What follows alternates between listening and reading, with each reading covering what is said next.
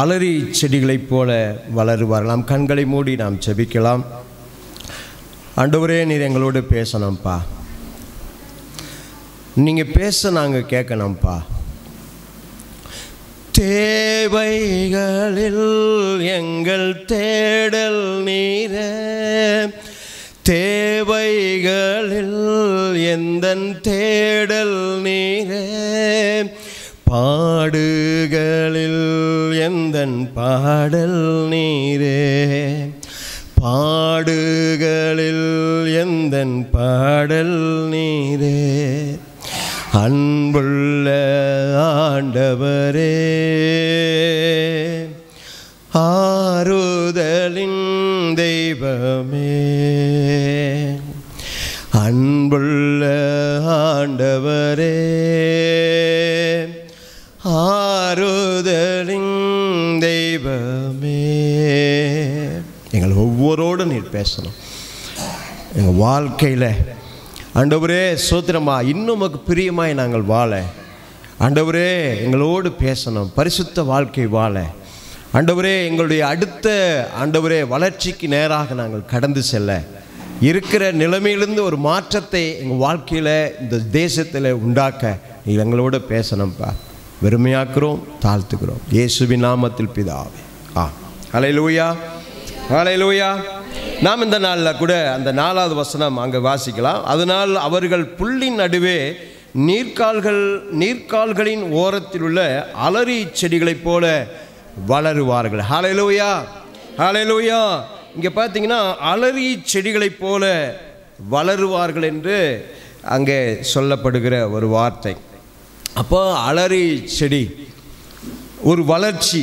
இந்த நாளில் நாம் வளர்ச்சி குறித்து நாம் பார்க்க போகிறோம். நாம் ஒருவேளை நான் வளர்ந்துருக்கிறேன் அல்லது வளர்ந்து கொண்டு இருக்கிறேன், நான் வளர்ந்துட்டேன் இல்லது நான் இன்னும் வளரலை அப்படின்னு சொல்லி 2 விதமான நம் சூழ்நிலைகள் இருக்கலாம். நான் ஒரு அபிஷேக வேதம் சொல்லுகிறது, அங்கே தாகம் உள்ளவர் மேல் தண்ணீரையும் வறண்ட நிலத்து மேலே ஆறுகளையும் ஓடைச்சு. அப்போ தான் அது வளர்ச்சிக்கான ஒரு செடி நம்ம வளர வைக்கணும்னா அதுக்கு என்ன செய்யணும்? அதுக்கு தண்ணி நம்ம கட்டாயம், அது அவசியம். அப்போ அந்த தண்ணி தான் இங்கே நம்ம வளர்ச்சிக்கான மிகப்பெரிய ஒரு அடித்தளம். நீங்கள் இந்த காவிரி ஆற்றுக்கரை நீரோடைகள் அருகில் பார்த்தோம்னா அந்த ஏரியாவே ஒரு செழிப்பாக இருக்க நான் பார்க்க முடியுது. இந்த பகுதியில் ஒரு முறை நான் இது இந்த ராசிபுரம் போகிற வழியிலெல்லாம் அந்த திமுராவத்தின்பட்டியா அந்த ஏரியாவெல்லாம் பார்த்தீங்கன்னா ஒரு நல்ல ஒரு ஹில்ஸ் மாதிரி இருக்குது அந்த ஏரியாவை. அங்கே தண்ணி பகுதி நிறைந்திருக்கிற பகுதி, ஒரு மலை தேசத்துக்குள்ளே போகிற மாதிரி இருக்குது. ஒரு முறை அங்கே எலியுன்னா ஒரு ஊர், அந்த ஊர். ஸோ அங்கே என்னம்மா எலிமேடு. அதுக்குள்ளே போகும்போது பார்த்தா ஒரு பெரிய உண்மையாலுமா ஒரு மகிழ்ச்சியாக இருக்குது. அந்த மரங்கள் அந்த செடிகள்லாம் அந்த விவசாய பூமியெல்லாம் பார்க்கும்போது அவ்வளோ ஒரு சந்தோஷமாக இருக்குது. சரி, அதுக்கு காரணம் என்ன அப்படின்னா தண்ணி தான். ஹல்லேலூயா. அப்போ அது அவ்வளோ தூரம் வளர்ந்துருக்கிறது, ஒரு செழிப்பாக இருக்கிறதுக்கு காரணம் என்பது அது தண்ணி தான். அங்கே நீங்கள் வசனம் அங்கே அந்த வார்த்தை சொல்கிறாரு பாருங்கள், நீர்க்கால்களின் ஓரத்தில் உள்ள அலரி செடி. இப்போ இந்த செடியை குறித்து நம்ம பார்க்கணுன்னா இது தாவர அந்த படர்ந்து வரக்கூடிய அந்த தாவரத்தன்மை கொண்ட இந்த அலரி செடி. அரளிப்பூ சொல்கிறோம் இல்லைங்களா, அது வேறு இது வேறு. அரளிப்பூ அப்படிங்கிறது நீங்கள் பார்த்தீங்கன்னா மேக்சிமம் அந்த இந்து கோயிலில் அதை யூஸ் பண்ணுறாங்க. இன்னும் கூட இப்போல்லாம் அந்த நெடுஞ்சாலைகளில் தூர பயணங்களில் சென்டரில் பார்த்திங்கன்னா அந்த அரளி செடி அதை வச்சுருப்பாங்க. அரளி செடி.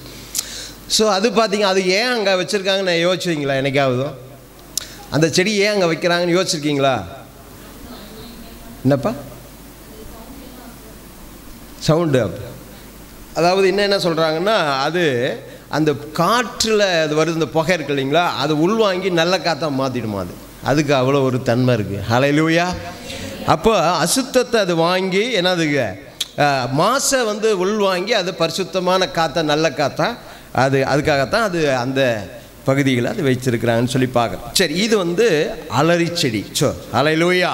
இங்கே நீரோடைகளை நீர்க்கால்களின் ஓரத்தில் உள்ள அலரி செடிகளைப் போல வளருவார்கள் என்று எழுதியிருக்கிற அந்த வார்த்தை, இந்த அலரி செடியை குறித்து வேதத்தில் நீங்கள் சித்தி மரம், கர்வாலி மரம், நிறைய மரங்களை குறித்து எழுதியிருந்தாலும் இந்த செடியை குறித்து ஒரு 4 வசனங்களில் நம்ம பார்க்க முடிகிறது. நம்ம கூட வாசிக்கலாம், நீங்கள் எடுத்தவங்க கூட அதை எழுதி கூட வச்சுக்கங்க. லேவியராகமம் 23:40, லேவியராகமம் 23:40, யோபு 40:22, சங்கீதம் 137:2, ஏசாயா 15:7. ஸோ இதெல்லாம் பார்த்தீங்கன்னா இந்த அலரி செடி என்னது ஒரு இதுக்கு ஒரு தன்மை இருக்கிறது. என்ன தன்மை? இது மனம் வீசுகிற ஒரு தன்மை கொண்டது. ஹல்லேலூயா. இந்த அலரி செடி என்பது எங்கே இருக்கும்னா, இது நீர்க்கால்கள் ஓரத்தில் தான் என்ன செய்யுமா, இது நாணல் தட்டு பார்த்தீங்கன்னா மேக்சிமம் அது அந்த நீர்க்கால்களில், அந்த வாய்க்கால்களில், ஆற்று ஓரங்களில் இருக்கிறத நாம் பார்க்க முடிகிறது. சரி, இப்போ இங்கே ஆண்டவர் இங்கே அந்த அலரி செடியை போல வளருவார்கள் என்று ஆண்டவர் நமக்கு அங்கே சொல்லுகிறார். அதுக்கு முதலாவது சொல்லுகிறார், தாகம் உள்ள மேல் தண்ணீரையும் வறண்ட நிலத்தின் மேல் ஆறுகளையும் உடைச்சி. இந்த 2 விதமான அனுபவங்கள் அங்கே இருக்கிறது. தாகம், இன்றைக்கி நமக்கு தாகம் எடுக்குது அப்படின்னா நம்ம என்ன செய்யணும்? தண்ணி எடுத்து குடிச்சிடும், அதோடு அவ்வளோதான். தாகம் அடங்கிடுச்சுன்னா நம்ம அதை என்ன செய்ய மாட்டோம் திரும்ப. ஆமாம், நம்ம அடிக்கடி குடிச்சிட்டே இருக்க மாட்டோம். ஆனால் வறண்ட நிலம் அது வேறு தன்மை கொண்டது. வறண்ட நிலத்தினுடைய தன்மை வேறு, தாகம் வேறு. அப்போ தாகம் உள்ளவன்கள் தண்ணீர், வறண்ட நிலத்தின் மேல் ஆறு. அப்போ அந்த வறண்ட நிலம் அப்படின்னா இங்கே சொல்லப்படுகிறது, தாகம் என்பது தேவை ஏற்படும் பொழுது. வறட்சி வறண்ட நிலம் அப்படின்னா அது இன்னும் அதுக்கு தேவை. இப்போ நீங்கள் மழை காலங்களில் இப்போ பார்த்தீங்கன்னா தண்ணி, நான் ஒரு தென்னை மரம் தோப்புக்குள்ளே தான் இருக்கேன். வெயில் காலங்களில் பாருங்கள் எவ்வளோ தண்ணி போனாலும் அது உள் வாங்கிட்டே இருக்கு. ஆனால் மழைக்காலங்களில் பாருங்கள் அது அப்படி இல்லை, ஒரு மாற்றத்தை நான் பார்க்க முடியும். அப்போ வறட்சி காலங்களில் அது எப்போதும் அது உள் வாங்கிட்டே இருக்கு. அப்போ தாகங்கிறது வேற, வறட்சிங்கிற அது வேற. சரி, இப்போ வறண்ட நிலம், தாகம் 2 காரியம். இப்போ நாம் வளர்ச்சி, மொத்தத்துக்கு வளர்ச்சி, நாம் வளர வேண்டியதற்கு, ஒரு செடி வளருவதற்கு நீர் அவசியம்.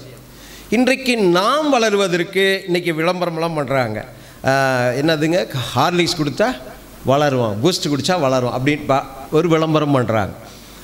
அது நமக்கு தேவையில்லை. இப்போது ஒரு ஆவிக்குரிய வளர்ச்சி நம்ம மத்தியில் வேணும் அப்படின்னா இங்கே சொல்லப்படுகிறது அபிஷேகம். சொல்லுங்கள், அபிஷேகம். அப்போது அந்த தண்ணீர் எதற்கு அடையாளமாக இருக்கிறது? ஒன்று சொல்லுவாங்க, தண்ணீர் உலகத்துக்கு அடையாளமாக சொல்லுவாங்க, இன்னும் தண்ணி அது அபிஷேகத்துக்கு அடையாளமாக சொல்லப்படுகிறது. அப்போ இங்கே நாம் வளர்ச்சி, இந்த வசனத்தின் அடிப்படையில் வளருவதற்கு அங்கே தண்ணீர் அங்கே என்ன செய்யுது, அது அளவுக்கு தக்கதமாக ஊற்றப்படுகிறதை நாம் பார்க்குறோம். சரி, இப்போ சங்கீதம் வறண்ட நிலத்தை குறித்து நாம் பார்க்கணும்னா சங்கீதம் 143:6 அங்கே ஒரு வசனம் வாசிங்க. 143:6 வாசிங்க. அதே போல் இன்னொரு எடுத்துங்க, சங்கீதம் 63:1 வாசிங்க. என் கையை உமக்கு நேராக விரிக்கிறேன், வறண்ட நிலத்தை போல் என் ஆத்துமா உம்மேல் தாகமாய் இருக்கிறது. வறண்ட நிலத்தை போல் என் ஆத்துமா உம்மேல தாகமாய் இருக்கிறது. அது சங்கீதம் 61 வாசிங்க. 63:1 வாசிங்க. நீர் என்னுடைய தேவன், அதிகாலமே உம்மை தேடுறேன், வறண்டதும் விடாய்த்ததும் தண்ணீரற்றதுமான நிலத்திலே என் ஆத்துமா உம்மேல் தாகமாக இருக்குது. ஹல்லேலூயா. எப்படி ஒரு மரமானது மழைக்கு தண்ணிக்கு ஏங்குதோ அதே போல அருமையான பக்தன் தாவீது சொல்லுகிறார், தேவனே அதிகாலம் நம்ம தேடுறேன், வறண்டதும் விடாய்த்ததும் தண்ணீரற்றதுமான நிலம் எப்படி அந்த தண்ணிக்கு ஏங்குதோ அதே போல் நான் அங்கே 2 விஷயத்தை அங்கே சொல்ல, அதே போல் என் ஆத்மா உம்மேல் தாகமாக இருக்கிறது. ஹல்லேலூயா. ஆத்மா அப்படின்னா மனம், சித்தம், உணர்வு. உங்களுக்கு தெரியும் நினைக்கிறேன், ஐயா பேசியிருப்பார். அப்போ இந்த மனசு ஆண்டவருக்காக ஏக்கம். இப்போ தாகம் அப்படின்னா சில பேர் பாருங்கள் ஒரு பிரச்சனைக்காக உட்காருவாங்க, அந்த பிரச்சனை தீர்ந்ததுன்னா இயேசுக்கு அவங்களுக்கு சம்மந்தம் இருக்காது. எனக்கு தெரிஞ்ச ஒரு தம்பி இருக்காப்புல, அவர் வருஷத்துக்கு ஒரு முறை ஒரு 3 நாள் பாஸ்டிங் போடுவார். அவன் அவ்வளோதான். அப்போ அவர்கிட்ட நீங்கள் பேசும்போது, பாஸ்டர் எனக்கு போதும், இந்த 3 நாள் இந்த வருஷத்தையே ஓட்டிடலாம். அப்போ இது என்னதுங்க, அது எந்த நிலை அப்படின்னா இது ஒரு தாகம். அவருக்கு என்ன ஒரு பிரச்சனை இருக்குது, ஒரு காரியம் இருக்குது, அந்த ஒரு 3 நாள் பாஸ்டிங் போடுறாரு, ஜெபம் பண்ணுறாரு, முடிஞ்சு போச்சு, அவ்வளோதான். ஆனால் வறண்ட நிலம் என்பது அப்படி அல்ல. நான் அதிகாலமே, அப்போ ஒவ்வொரு நாளும் சொல்லுங்கள், ஒவ்வொரு நாள் அங்கே சொல்கிறார் பாருங்க, அதிகாலமே தேடுற. அதிகாலம் எத்தனை மணிக்குங்க? ஒவ்வொருத்தருக்கும் ஒரு மாதிரி இருக்கும். நம்ம நீங்கள் நினச்சிக்குவீங்க 4 மணி 3 மணி 2 மணி இப்படியெல்லாம் நம்ம சொல்லிக்கலாம். ஆனால் ஒரு முறை நான் ராத்திரி படுக்கும்போது ஆண்டவர், நான் வேலை செஞ்சது நாட்களில், அப்போ ஆண்டவரே என்னை அதிகாலையில் எழுப்பிடுங்க அப்படின்னு ஜெபம் பண்ணிட்டு படுத்தேன். அப்போ கரெக்டாக ஆண்டவர் 3 மணிக்கு ஆண்டவர் எழுப்பினார். சரி, இப்போ அதிகாலை எப்போ தான்? 3 மணி. அப்போ அதிகாலையில் எங்கே சொல்கிறார் பாருங்க தாவீது, அதிகாலமே உம்மை தேடுகிறேன். அது எப்படியா? ஒரு வறண்ட நிலம் தண்ணிக்கு எப்படி எவ்வளோ தண்ணி விட்டாலும் அது உள்வாங்குதோ, அதே போல் என் மனசு உங்கள் மேலே தாகமார். மனசு. இப்போ ஒரு 6 விதமான காரியத்தை நாம் பார்க்க போகிறோம். ஒரு வளர்ச்சிக்கான படிகள்.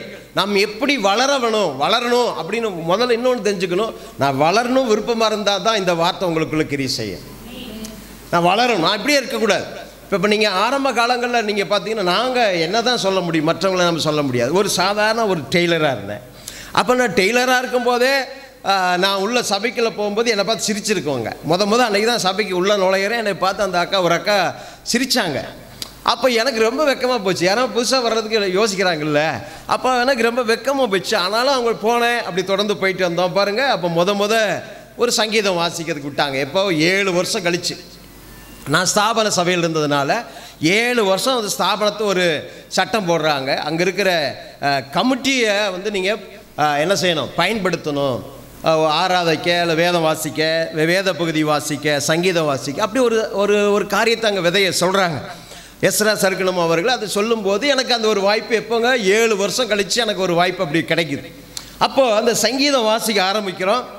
அப்போ சங்கீதம் வாசிக்க எழுந்து வாசிக்கிற போது பார்த்தீங்கன்னா என்ன வாச்சுன்னு எனக்கும் தெரியல, கேட்குறவங்களுக்கும் தெரியாது.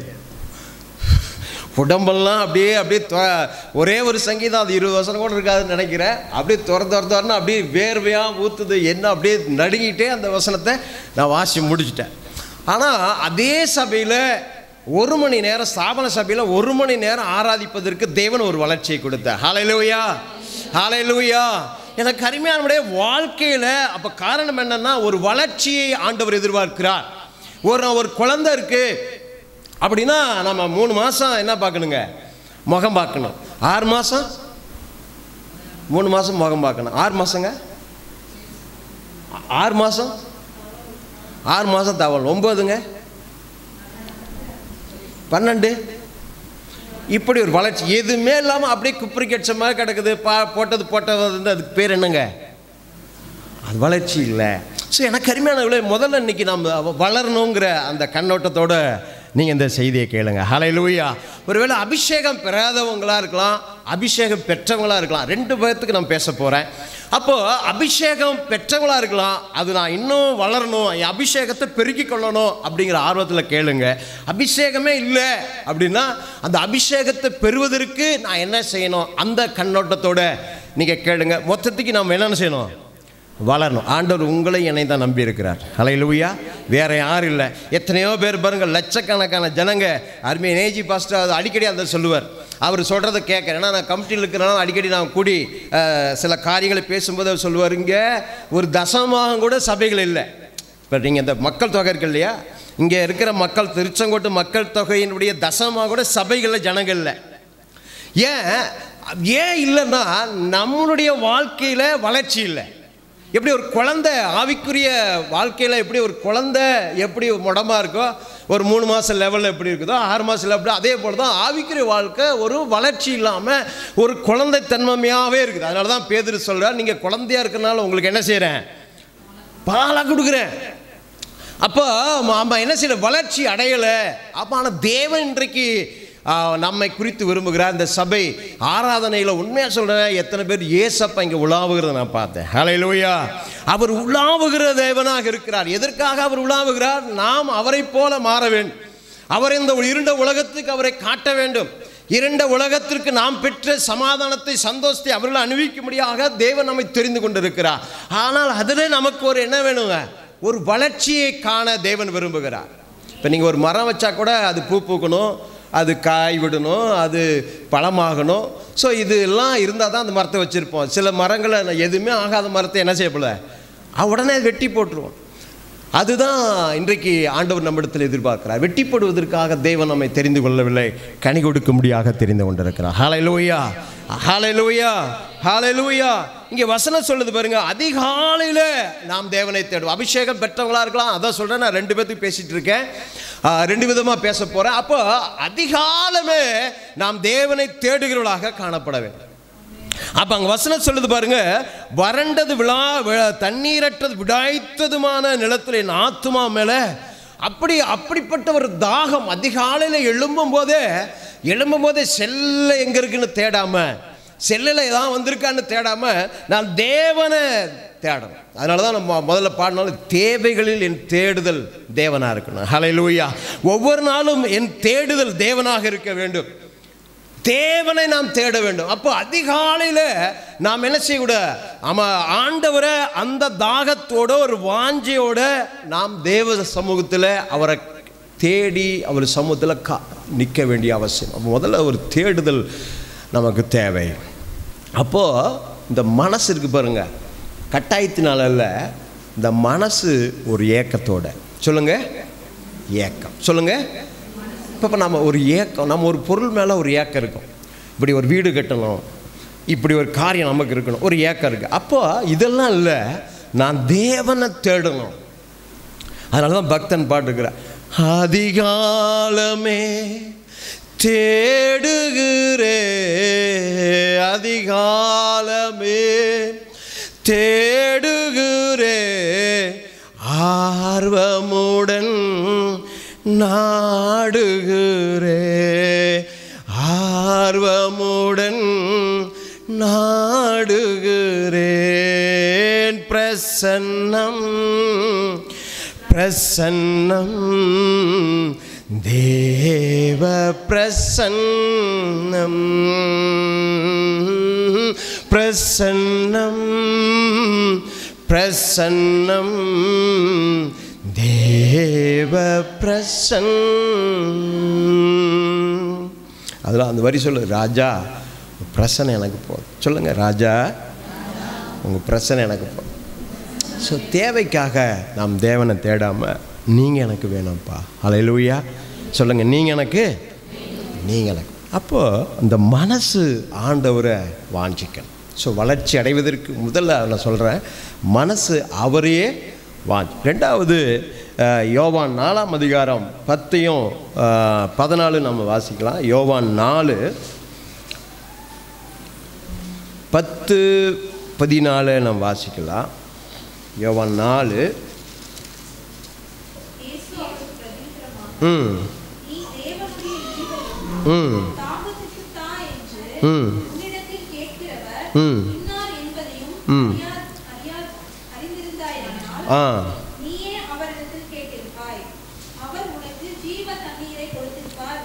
சரி, இப்போது இந்த தண்ணீர் இன்னும் கூட நம்ம கூட வாசிங்க, அது 14 கூட அப்படி வாசிடுங்களாம்மா.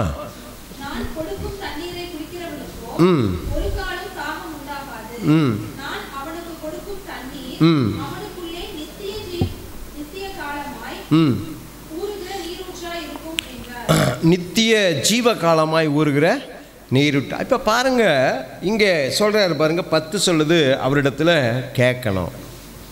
அப்போ அந்த என்ன அந்த தண்ணீர், ஜீவ தண்ணீரை குறித்து இங்கே சொல்லுகிறார். எனது அந்த அவனுக்குள்ளே நித்திய ஜீவ காலமாய் ஊறுகிற நீரூற்று. ஹல்லேலூயா சொல்லுங்க, நீரூற்று, சொல்லுங்க நீரூற்று. இங்கே சொல்கிறாரு பாருங்க, ஜீவ தண்ணீரை நீ கேட்டிருந்தா அவர் கொடுத்துருப்பார். இப்போ அந்த ஜீவ தண்ணீரை நம்ம என்ன செய்யணும், கேட்கணும். முதல்ல அவரை நம்ம வாஞ்சிக்கணும், அவர் மேலே ஒரு தான். இன்றைக்கி உலகத்தில் நம்ம யாரெல்லாம் உலகத்தில் நம்ம இங்கே இருக்கிறோம், ஒவ்வொருத்தருக்கும் ஒவ்வொரு விதமான ஒரு ஏக்கம் இருக்கும், ஒரு பாசம் இருக்கும். அப்போது இங்கே சொல்லப்படுகிற வசனம், அவர் மேலே என் மனசு அவரை ஃபஸ்ட்டு, அவர் தான் எனக்கு. 2வது அவரிடத்தில் அந்த ஜீவ தண்ணீரை கேட்கணும்னு எதிர்பார்க்குறேன். ஹல்லேலூயா. நான் ஏற்கனவே உங்களுக்கு நான் சொல்லியிருக்கிறேன், என்னுடைய வாழ்க்கையில் நான் நடந்து வந்த பாதை கடினமான பாதை மாத்திரமல்ல, அது பரிசுத்தமில்லாத ஒரு பாதை. நான் அந்த நேரத்தில் எங்கள் ஞானஸ்தானம் எடுக்கணுன்னாங்க, நாம் ஞானஸ்தானம் எடுத்தோம். அறிக்கை செய்யணுன்னாங்க, அறிக்கை செஞ்சேன். ஆற்றுல, காவிரி ஆற்றுல பாவ அறிக்கை செஞ்சு, மாயனூர் ஆற்றுல பாவ அறிக்கை செஞ்சு நான் ஞானஸ்தானம் எடுத்தேன். ஆனால் இந்த ஞானஸ்தானம் என் வாழ்க்கையை மாற்றலை. ஒருவேளை ஞானஸ்தானம் எடுத்ததுனால என்னுடைய பேர் ஜீவ புஸ்தகத்தில் எழுதப்பட்டிருக்கிறது உண்மைதான், அது இல்லை. நான் ஆண்டவருடைய பிள்ளையாக மாறிட்டேன், அது அந்த நீதி, தேவ நீதியை நிறைவேற்றினங்கிறது உண்மைதான். ஆனால் இந்த ஞானஸ்தானம் என்பது என்னுடைய வாழ்க்கையை மாற்றலை. ஸோ வாழ்க்கையை மாற்றலை. தொடர்ந்து என்னுடைய பாவ காரியங்கள் நான் போயிட்டே இருக்கிறேன். இப்போது ஒரு நாள் இந்த பரிசுத்த ஆவியானவருடைய அந்த தொடுதல் தான் என் வாழ்க்கையை மாற்றிச்சு. இது மாற்றுவதற்கு ஒரு வயசான அம்மா காரணமாக இருந்தாங்க. கேட்கணுங்கிறதுக்காக நான் பேசுகிறேன். இப்போ ஆண்டவர் கேட்க சொல்கிறார்ல, சமாரியை பார்த்து கேளு, நீ கேட்டிருப்ப அப்படின்னு சொல்கிறார் இல்லையா? அப்போ அது கேட்கணும். அந்த ஹோலி ஸ்பிரிட்டை தான் நாம் என்ன செய்யணும்? கேட்கணும். கேளுங்கள், என்ன செய்யும்? அவன் பெற்றுக்கொள்ள முடியும். கேட்குறவன் எவனும் பெற்றுக்கொள்ளுகிறான். அப்போது எனக்கு தெரிஞ்ச ஒரு நெருங்கிய ஒரு நண்பர், அவர் ஒரு இன்ஜினியர், கட்டடம் கட்டி அந்த கட்டடத்தை அப்படி விற்கக்கூடியவர். அந்த நண்பருக்கு அவர் அந்த அப்போ தான் அந்த சபைக்குள்ளே அவர் உள்ளே வர்றார். அவர் உள்ளே வரும்போது என்ன சூழல்னா, அவங்க ஒய்ஃபு கன்சீவாக இருந்து டெலிவரி ஆன உடனே அந்த குழந்தை இறந்துடும். டெலிவரி ஆகிடும், இல்லது வயிற்றுக்குள்ளே இறந்து தான் அது பிறக்கும். இப்படி 2-3 குழந்தை அந்த மாதிரி. அப்போ இந்த சூழ்நிலையில் தான் சபைக்குள்ளே அவர் வர்றார். அவர் வரும்போது பார்த்தீங்கன்னா அவர் எப்படி இருப்பாங்க, அவர் எப்படி இருப்பாங்க, ஆண்டவர் அறியாதவங்க அது மாதிரி கையெல்லாம் நிறைய கயிறுலாம் கட்டிட்டு இதில் ஒரு 5-6 பொட்டுக்கு மேலே வச்சுட்டு அப்படி வருவார் உள்ள. அப்போ வரும்போது எங்கள் பாஸ்டர் அவருக்கு சத்தியத்தை சொல்லி வழி நடத்தினார். இப்போ இந்த வகையில் எனக்கு அவர் அறிமுகமானார். இப்போ அவங்க திரும்ப இந்த நாட்களில் அவங்க கன்சீவ் ஆகிறாங்க. இப்போ டெலிவரி டைம் ஆகிட்டு, அப்போ சபைக்கு அப்பப்போ வருவார் போவார். இப்போ அந்த டெலிவரி டைம் ஆகுது, டைமும் ஆயிடுச்சு. ஆனால் இவங்களை எந்த கரூரில் எந்த ஹாஸ்பிட்டல் கூட்டிகிட்டு போனாலும் கடைசியாக அவங்க சொல்கிறது, இவங்களுக்கு எங்களால் டெலிவரி பார்க்க முடியாது அப்படின்னு அனுப்பிடுவாங்க. ஸோ இந்த நேரத்தில் தான் ஒரு அம்மா அவங்களோட அவங்க கனெக்ட் ஆகிறாங்க. அவங்க பேர் ராஜாம்மான்னு நினைக்கிறேன், வயசானவங்க. ஆனால் அவங்க சொல்கிறாங்க, ஜெபம் பண்ணுறாங்க. அப்போ நான் ஆவிக்குரிய நிலையில் எனக்கு தெரியாது, ஸ்தாபன சபைகள் அப்படி போயிட்டு வந்துட்டுருக்கிறேன். ஏன்னா இவங்க சொல்கிறாங்க, என்ன சொல்கிறாங்க, வயிற்றுக்குள்ளே ஆம்பளை பையன் இருக்கிறான், அவன் சிகப்பாக இருக்கிறான், ஆனால் நீங்கள் அவங்களுக்கு சாமுவேல்னு பேர் வைக்கணும் அப்படின்னு அந்த அம்மா சொல்கிறாங்க. ஆனால் இங்கே பெரிய பெரிய கரூரில் இருக்கிற பெரிய பெரிய டாக்டர்கிட்டெல்லாம் இவங்களை நானும் அந்த 3 பேர் தான் போவோம். அந்த சிஸ்டர், அவர், நான் போவோம். ஒரு 2 நாள் 3 நாள் இருப்போம். அவங்க முடியாது அப்படின்னு அனுப்பிவிட்ருவாங்க, வந்துடுவோம். இப்படியே இருக்குது. ஆனால் இந்த அம்மா சொல்லுவாங்க, இல்லை ஏன்னா இப்போ நான் சொல்கிற பிகினிங்கில் இருக்கிறனால இவங்க சொல்கிறது எனக்கு, அவங்க பேசும்போதெல்லாம் இயேசு பற்றி பேசிகிட்டே இருப்பாங்க. எனக்கு ஒரு மாதிரியாக இருக்கும், என்ன எந்த நேரம் மாறாலும் இயேசு பற்றியே பேசிகிட்டு இருக்காங்க. வேறு எதாவது காரியம் பேசவே மாட்டாங்க. அப்போ வெளியில் வரும்போது ரொம்ப சோர்ந்து வருவோம். ஆனால் அந்த அம்மா சொல்லுவாங்க, இல்லை பையன் பிறக்கும். அதுவும் அவங்க சொல்கிறது நார்மல் டெலிவரி ஆகும். இவங்க இந்த வாய்ப்பே இல்லை. ஆனால் டாக்டர் சொல்கிறாங்க, பெரிய பெரிய டாக்டர் சொல்கிறாங்க, ஒரு 5-6 பேர் அங்கே ஒரு 5-6 மருத்துவமனையில் போய் 2 நாள் இருப்போம், 3 நாள் இருப்போம், அவங்க டெலிவரி பண்ண முடியாது. இது இல்லை, இது ஒன்று குழந்தைய இவங்களுக்கு ஏதோ ஒரு பாதிப்பு வந்து இதை எங்களால் பண்ண முடியாதுங்கன்னு அனுப்பிவிட்ருவாங்க. இப்போ வெளியில் வரும்போதெல்லாம் ஒரு சோர்வு. அப்புறம் இந்த பேப்பர்ஸ் எல்லாம் வச்சுக்கிட்டு பெரிய மற்ற இடங்களெல்லாம் போய் அதை அவங்கள குறித்து நாங்கள் விசாரிப்போம். ஆனால் கடைசியில் பாருங்கள், ஆனால் எந்த சூழ்நிலையில் அந்த அம்மா சொல்லுவாங்க, இல்லை சிகப்பா, அந்த குழந்தை சிகப்பாக இருக்குது, பையன்தான் அப்படின்பா. எனக்கு அந்த அம்மா மேலே ஒரு மாதிரி கோபமாக இருக்குது. இந்த டாக்டர்லாம் சொல்கிறாங்க, ஆனால் இந்த அம்மா இப்படி சொல்கிறாங்களே. அப்போ பாருங்கள், ஒரு சின்ன சிஎஸ்ஐயில் நீங்கள் டவுனில் பார்த்தீங்கன்னா, டவுன் சர்ச்சுக்கு பக்கத்தில் ஒரு சின்ன ஹாஸ்பிட்டல், அது ஆரம்ப சுகாதார நிலையங்கள் மாதிரி தான் இருக்காது. ஆனால் அந்த டாக்டர் கிறிஸ்டின். ஆனால் அவங்கள்ட்ட போய் நான் பேசும்போது அந்த சிஸ்டரை கூட்டிகிட்டு வாங்க, நம்ம பார்ப்போம்னாங்க. அவங்க பாருங்கள், அதை கூட்டிகிட்டு வந்தோம். அவங்க சொன்னாங்க, நம்ம டெலிவரி பார்த்துருவோம், கர்த்தர் நம்மோடு இருக்கிறார். அவங்க சொன்ன வார்த்தை, கர்த்தர் நம்மோடு இருக்கிறார், டெலிவரி பண்ணிவிடுவோம். அப்போ பாருங்கள், கொண்டு அட்மிட் பண்ணுறோம். அவங்க சும்மா போய் அவங்க ஒன்றுமே பண்ணலை, ஜபந்தான். வெளியிலாம் சோத்திரம் பண்ணிகிட்டே இருக்கிறோம். அங்கே நார்மல் டெலிவரி ஆகிடுச்சு. அவங்க சொன்ன மாதிரியே பையன், அதே மாதிரி அவன் சிகப்பாக இருக்கிறான்.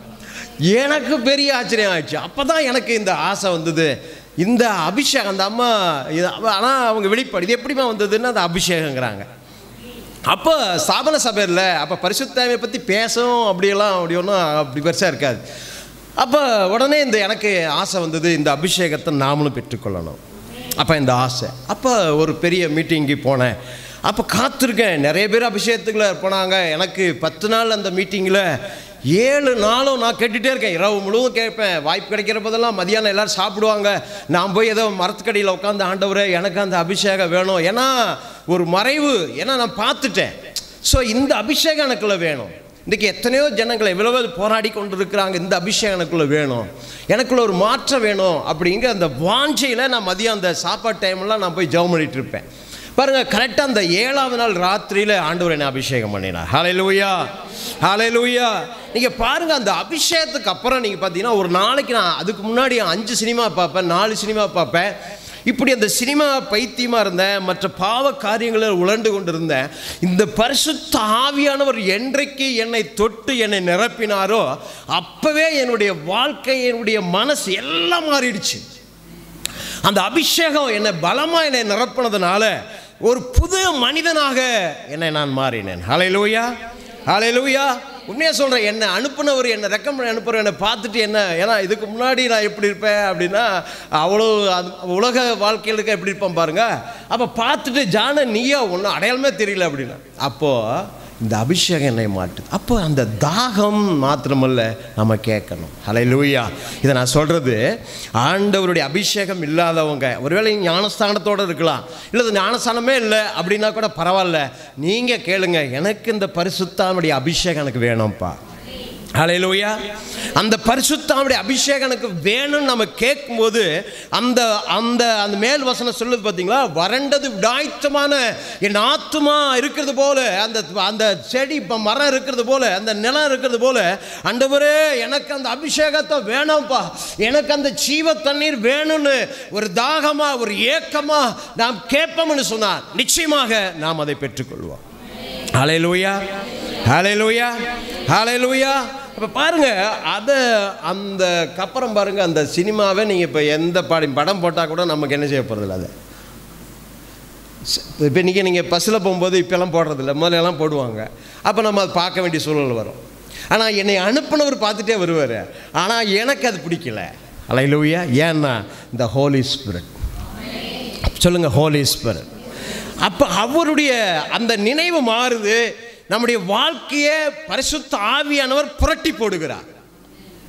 அவருடைய தொடுதல் நம்மை புரட்டி போடுகிறது, அவருடைய வார்த்தையினுடைய அபிஷேகம் நம்மை புரட்டி போடுது. எனக்கு அருமையானவர்களே, அப்போ அந்த அபிஷேகம் நமக்குள்ளே வேணும், அதை கேட்கணும். சொல்லுங்கள், அடுத்து நீங்கள் பாருங்கள், அப்போஸ்தலர் 1:8, யோவேல் 2:28 நம்ம வாசிக்கலாம். அப்போஸ்தலர் 1:8, யோவேல் 2:28 நாம் வாசிப்போம். பரிசுத்த ஆவி உங்களிடத்தில் வரும்போது நீங்கள் பலனடைந்து எருசலேமிலும் யூதேயா முழுவதிலும் சமாரியாவிலும் பூமியின் கடையாந்திரமும் எனக்கு சாட்சிகளாய் இருப்பீர்கள் என்றார். ஆமா, அதுல அந்த மேல் வசனத்தை வாசிங்க. அதற்கு அவர் 3 வாசிங்கம்மா. 3 அவர் பாடுபட்ட பின்பு ஈரம்மா 5 வாசிப்பாப்பா, 5 வாசிங்கம்மா. ஆகையால் நீங்கள் எருசலேமை விட்டு போகாமல் என்னிடத்தில் கேள்விப்பட்ட பிதாவின் வாக்குத்தத்தம் நிறைவேற காத்திருங்கள் என்று கட்டளையிட்டார். எனக்கு அருமையான தேவனுடைய பிள்ளைகளே, நாம் சொன்னோம் வளர வேண்டும் அப்படின்னா, நான் வளரணும் அப்படின்னா ஃபஸ்ட்டு ஆண்டவர் மேலே ஒரு என்ன இருக்கணும், ஒரு தாகம், ஒரு ஆசை, இனம் புரியாத ஆசை வேணும் நமக்கு. 2வது, அந்த வளர்ச்சிக்கு அடித்தளம் ஹோலி ஸ்பிரிட். ஏன் நான் திரும்ப ஹோலி ஸ்பிரிட் சொல்கிறேன், என் கூட நான் இருந்த சபையில் ஒரு பாப்பா இருந்தது, 2 பிள்ளைங்க இருந்தாங்க. இந்த பைபிளை கரைச்சி குடிப்பாங்க, அப்படி மாதிரி ஃபுல்லாக படிச்சுட்டே இருப்பாங்க. எந்த வசனம் எங்கே சொன்னாலும் உடனே எடுத்துருவாங்க, உடனே படிப்பாங்க, இந்த வசனத்துக்கு இப்படி சொல்லுவாங்க. ஆனால் அதே பிள்ளைங்க இடறி விழுந்து போனாங்க, நான் பார்க்க முடிந்தது. ஹல்லேலூயா. இந்த காலங்களில், இந்த பாவம் நிறைந்த காலங்களில் பரிசுத்த ஆவியானவர் இல்லைன்னா நீங்களும் நானும் ஜெயமுள்ள ஒரு வாழ்க்கை வாழ முடியாது. ஹல்லேலூயா, ஹல்லேலூயா. பரிசுத்த ஆவியோட அபிஷேகம் இல்லைன்னா நாம் ஒரு ஜெயமுள்ள வாழ்க்கை வாழ முடியாதம்மா.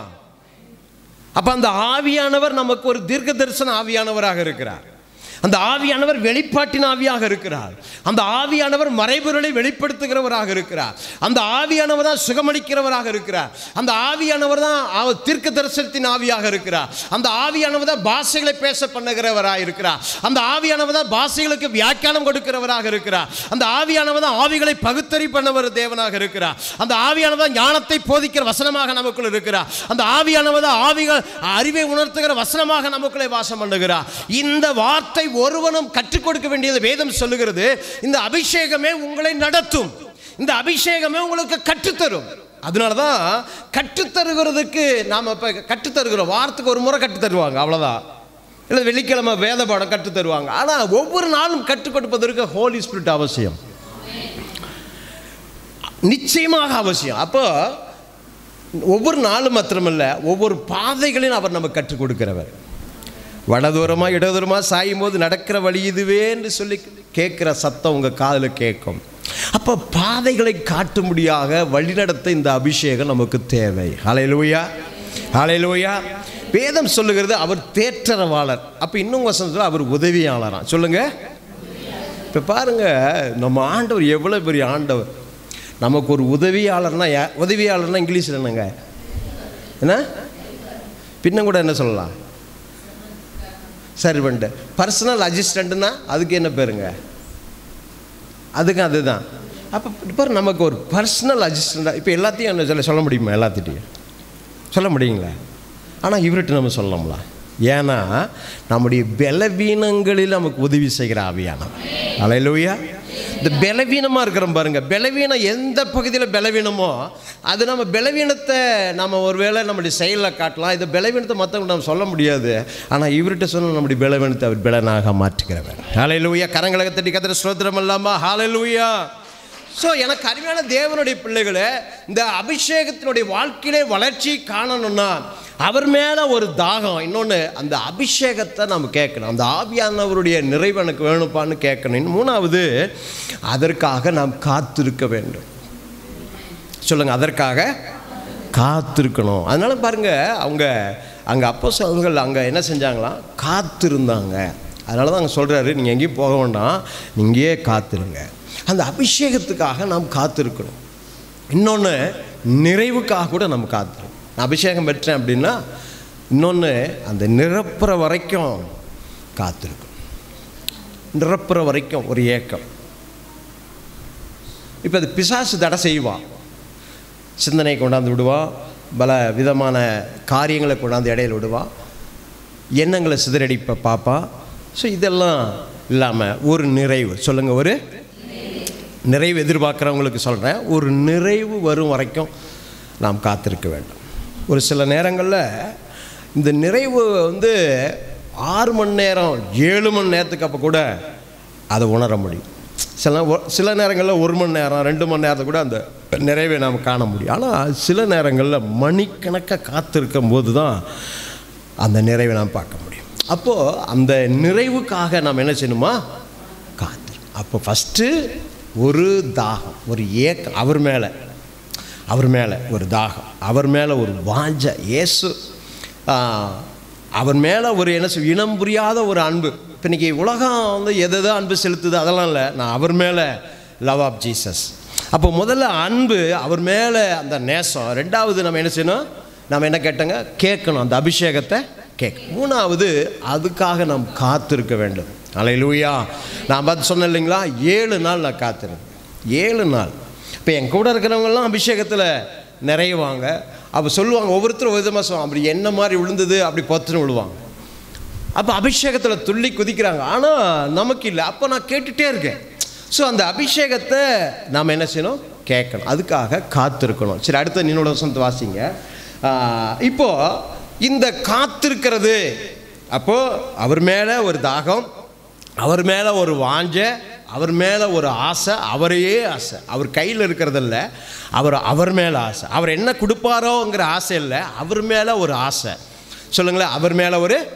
ரெண்டாவது, அது என்ன, அந்த அபிஷேகத்தை நம்ம என்ன செய்யணும், கேட்கணும். மூணாவது, அதற்காக காத்திருக்கணும். சரி, இப்போ இது 3 விதமான காரியங்களை நம்ம பார்த்துட்டோம். சரி, இப்போ நான் அபிஷேகம் பெறாதவர்களுக்காக நாம் ஒரு காரியத்தை நாம் சொல்ல போகிறோம். 2 ராஜாக்கள் 2ஆம் அதிகாரம் 2வது வசனத்தை நாம் வாசிக்கலாம். 2 ராஜாக்கள். இதை அபிஷேகம் பெறாதவங்க, அபிஷேகம் பெறலை அப்படின்னா, இந்த காத்திருத்தல் அப்படின்னா நாம் சொன்னோம், காத்திருக்கணும்னு சொன்னோம். இங்கே அடுத்தது பார்த்தீங்கன்னா கிடைக்கிற வரைக்கும் காத்திருக்கணும். சொல்லுங்க, கிடைக்கிற வரைக்கும், பெற்றுக்கொள்கிற வரைக்கும் நாம் காத்திருக்க வேண்டும் என்பதை நாம் இந்த பகுதியில் நாம் படிக்க போகிறோம். படிங்கம்மா, 2 ராஜாக்கள் 2:2 படிங்க. எலியா எலிசாவை நோக்கி, நீ இங்கே இரு, கர்த்தர் என்னை பெத்தேல் மட்டும் போக அனுப்புகிறார் என்றான். அதற்கு எலிசா, நான் உம்மை விடுகிறதில்லை என்று கர்த்தரின் ஜீவனையும் உம்முடைய ஜீவனையும் கொண்டு சொல்லுகிறேன் என்றான். அப்படியே இருவரும் பெத்தேலுக்கு போனார்கள். அப்பொழுது பெத்தேல் இருந்த தீர்க்கதரிசிகளின் புத்திரர் எலிசாவின் இடத்தில் வந்து, இன்றைக்கு கர்த்தர் உன்னை தலைமையாய் இருக்கிற உன் எஜமானை உன்னை விட்டு எடுத்துக்கொள்வார் என்பது உனக்கு தெரியுமா என்றார். இங்க பாருங்க, இங்க அபிஷேகம் பெறாதவங்க உங்களுக்காக நான் சொல்றேன். ஒருவேளை நீங்க அபிஷேகம் பெறலன்னா இந்த வார்த்தையை நீங்க ஒருத்து கவனிக்கணும். நீங்க சரி, இங்க பாருங்க, எலிசா எடுத்துக்கொள்ளுகிறப்படனால எலிசா பாருங்க அவனை பின்தொடர்கிற பார்க்குறான். எதுக்காக பின்தொடர்ந்தானுங்கிற பின்பகுதி அங்கே இருக்குது. அதில் பார்த்தீங்கன்னா 9 அங்கே சொல்கிறாரு, எனக்கு என்ன வேணும், ரெட்டிப்பாக உமக்குள்ள இருக்கிற உம்மிடத்தில் ஆவியின் வரம் எனக்கு ரெட்டிப்பாய் கிடைக்கும்படி வேண்டுகிறேன். இப்போ இவரை தொடர்வதற்கு ஒரு காரியம் இவருக்குள்ள இருக்கிறது. இந்த மனசுக்குள்ள அந்த எண்ணம் அவருக்கு இருக்கிறது. ஏன்னா எலிசாவுடைய வாழ்க்கையில் ஊழியத்தில் நடந்ததை இவர் கூட இருந்து பார்க்குறார். இப்போ இவருக்கு ஒரு ஆசை இருக்கு, இவரை போல அப்படிங்கிறத விட இவரை விட எனக்கு ரெட்டிப்பாக வேணும். ஹல்லேலூயா, ஹல்லேலூயா. இவரை விட இப்போ நீங்கள் பாருங்க, 3 பேர் இருக்காங்க, எலியா, எலிசா, அடுத்தது யாருங்க, இவங்க சீசர் யார், கேயாஸ்.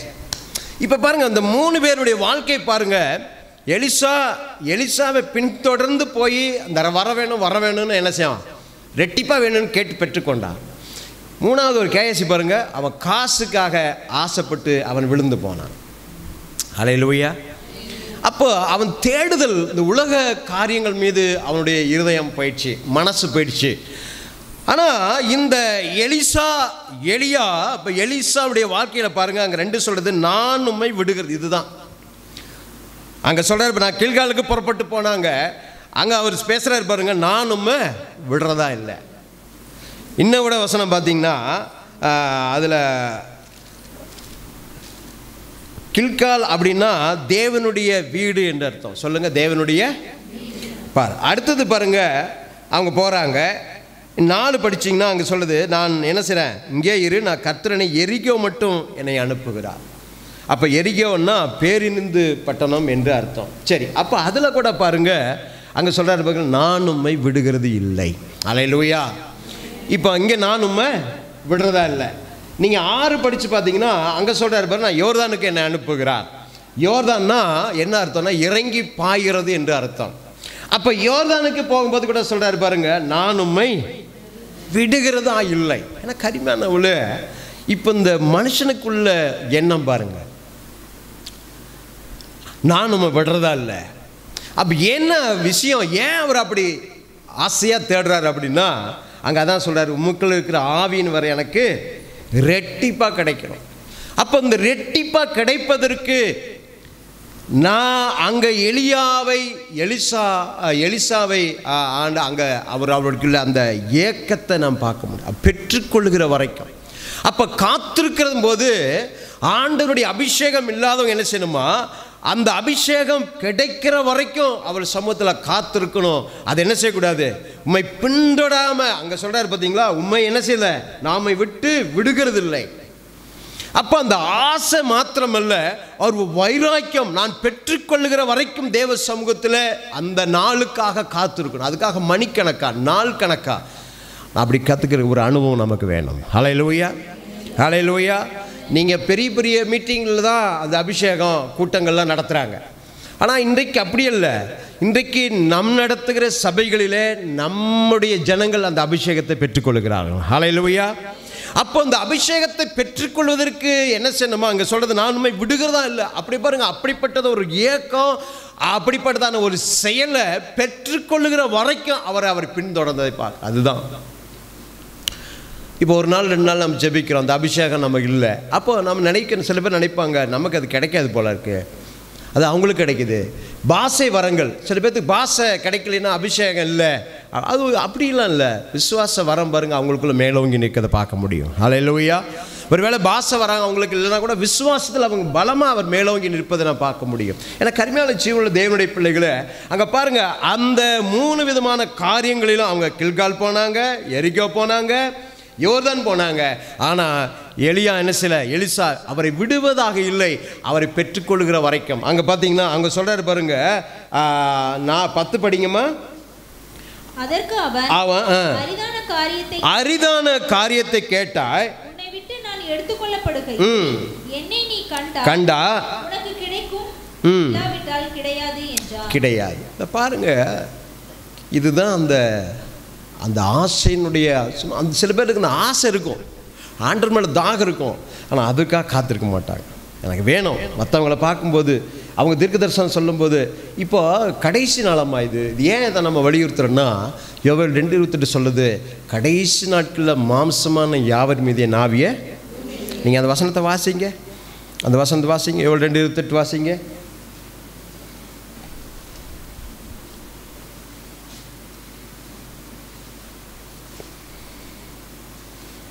2:28 வாசிங்கம்மா.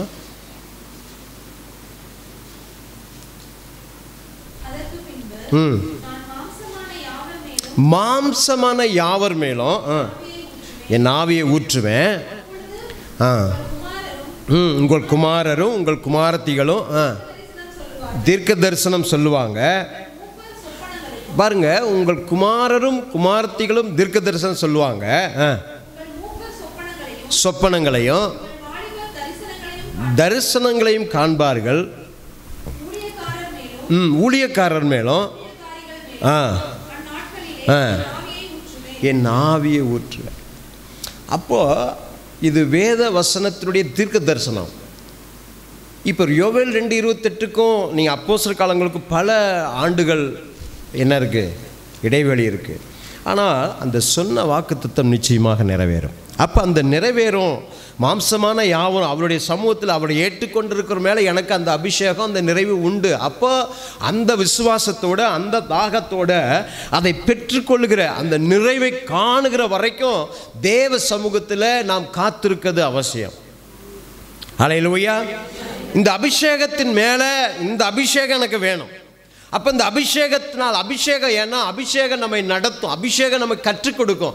அதை நான் பெற்றுக்கொள்கிற வரைக்கும் நீங்கள் அப்போஸ்தலர் பாருங்கள், அவங்க 120 பேர் ஒரு மேல் வீட்டு அறையில் அவங்க அடைஞ்சு கிடந்தாங்களே, ஏறக்குறைய ஒரு 10 நாள் அவங்க காத்திருந்தாங்கன்னு சொல்லிப்பாங்க. இப்போ பாருங்கள், அப்போ அந்த 120 பேர் நீ யோசிச்சு பாருங்கள், அவங்களுக்கு எங்கே வசதி பாருங்கள். நம்ம கரூரில் நடந்த ஒரு சம்பவம் பார்த்தீங்களா, சொல்கிறாங்க இல்லையா. அப்போ அந்த 120 பேர்த்துக்கு தண்ணி இருந்திருக்குமா தெரியல, அவங்களுக்கு தேவையான வசதிகள் அங்கே இருந்திருக்குமா தெரியல, பெண்கள் அங்கே இருந்திருக்கிறாங்க, ஆண்கள் அங்கே இருந்திருக்கிறாங்க. இப்போது இவங்களுக்கு தேவையான காரியங்கள் இருந்திருக்க வாய்ப்புகள் என்னமோ தெரியல. ஆனால் 10 நாள் அவர்கள் காத்திருந்தாங்க. ஏன்? அந்த நாள் வர்ற வரைக்கும். சொல்லுங்கள், அப்போஸ்தலர் 2ல் நீங்கள் வாட்ச பெந்தகோஸ் என்னும் நாள் என்னதுங்க வந்தபோது. அப்போ அந்த வருகிற வரைக்கும் அவர்கள் அங்கே காத்திருந்து அவர்கள் அதை பெற்றுக்கொண்டார். காத்திருந்து பலனடைந்து கழுகு போல எழும்பிடுவே. காத்திருந்து பலனடைந்து கழுகு போல எழும்பிடுவே. சொல்லுங்க, காத்திருந்து பலனடைந்து கழுகு போல எழும்பிடுவே. தேடுவே இயேசுவை, தேடுவேன் இயேசுவை, தேடுவே இயேசுவை,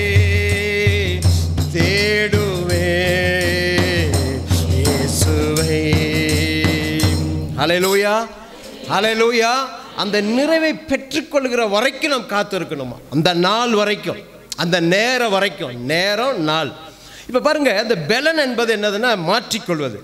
நீங்கள் பழைய காலங்களில் பாருங்கள், பண்ட மாற்றம் வர ஒன்று கொடுத்து இன்னொன்று வாங்கி. இப்போ பாருங்கள், நம்ம பலத்தை அல்ல, நம்ம பலத்தை அவர்கிட்ட கொடுத்துட்டு அவர் பலத்தை நாம் வாங்கிக்க. நம்ம பலத்தில் அவர் நிற்க போகிறதில்ல. ஹல்லேலூயா. அவருடைய பலம் மாற்றிக்கொள்வது. ஹல்லேலூயா. அவருடைய பலன் சொல்லுங்கள், அவருடைய. ஆமாம், ஆமாம். நாம் சாட்சியாக வாழ்வதற்கு இந்த இருண்ட உலகத்தில் கர்த்தருக்காக பிரகாசிக்கணும்னா ஒரு வளர்ச்சி. பாருங்கள், இன்றைக்கி பாருங்கள், அழிந்து போகிற உலகம், பலவிதமான மக்கள் போய் கொண்டிருக்காங்க. பாருங்கள், ஒரு பச்சை குழந்தை தூக்கிட்டு போகிறான். ஒரு அம்மா சொல்லுது, நான் விஜயை நான் லவ் பண்ணுறேன், எங்கள் வீட்டுக்காரரை விட அவரை நான் லவ் பண்ணுறேன். நீ யோசிச்சு பாருங்கள், இப்போ இந்த அம்மாவெல்லாம் வச்சுருக்கலாமா, அவன் வீட்டுக்காரரை வச்சுருக்கலாமா? இதெல்லாம் அடித்து கிளப்பி விட்டுருணுங்க. என்னங்க அவனால் நமக்கு என்ன வரப்போகுதுங்க? நான் உண்மையாக சொல்கிறேன், தப்பி தவறி நான் சொல்கிறேன். இந்த மாதிரி ஆட்கள் பின்னாடி நம்ம கிறிஸ்தவங்களாம் சில பேர் சப்போர்ட் பண்ணுறாங்க. அதெல்லாம் தயவு செஞ்சு இந்த சினிமாக்காரன் முன்னாடியெல்லாம் போயிடவே கூடாது. நம்ம மனசு யார் மேலே தான். நீங்கள் சிரிக்கிறத பார்த்தா எனக்கு அது அவன் காசு வாங்கிட்டு போயிடுறாம்மா, புரியுதுங்களா? அவன் காசு வாங்கிட்டு போயிடறான். அவன் பைத்தியமாக இருக்காங்க. அவன் பாரு, பப்ளிக் இதை கேட்டால் அவன் வீட்டுக்காரன் நிலைமை என்ன, வீட்டுக்கு போனால் என்ன ஆகும் அவங்களுக்குலாம் அவங்க கவலை இல்லை. ஆனால் அந்த அம்மா சொல்லுது, கேட்டிருப்பீங்க நீங்கள் யூடியூப்பில், நான் அவர் நம்புகிறேன், நான் ரொம்ப விரும்புகிறேங்கிறாங்க. இதையே அவர்கிட்ட சொல்லியிருக்கிறாங்களாம். யோசிச்சு பாருங்க, இதெல்லாம் எப்படி இருக்கு பாருங்கள். ஆசை. அவர் நம்ம இப்போ நீங்கள் யோசிச்சு பாருங்கள், இந்த ஆராதனை அவர் தேவதூதர்கள் ஆராதிக்கிற காட்டிலும் இப்போ உடஞ்சி வந்திருப்பீங்க. எவ்வளோ தேவை இருக்கும் நமக்கு, இருக்குமா இல்லையா? இப்போல்லாம் தேவையை பட்டியல் போட்டால் நிறைய போடுவோம். நம்ம எதிர்பார்ப்பு நிறையா இருக்கும். ஆனால் இந்த எதிர்பார்ப்போட, இந்த கண்ணீரோட, இந்த தேவையோடைய ஆராதிக்கிறோம் பாருங்கள். இந்த ஆராதனையில் தான் பரலோக தேவன் அந்த தேவ தூதர்கள் ஆராதிப்பது பிரியமில்லை, நாம் உடைஞ்சிருக்கிறப்போ ஆராதிக்க பாருங்கள். இதில் தான் அவருக்கு பிரியம். கரங்களை தட்டி ஏசப்பாக்கு நன்றி சொல்லலாமா? ஹல்லேலூயா, ஹல்லேலூயா, ஹல்லேலூயா.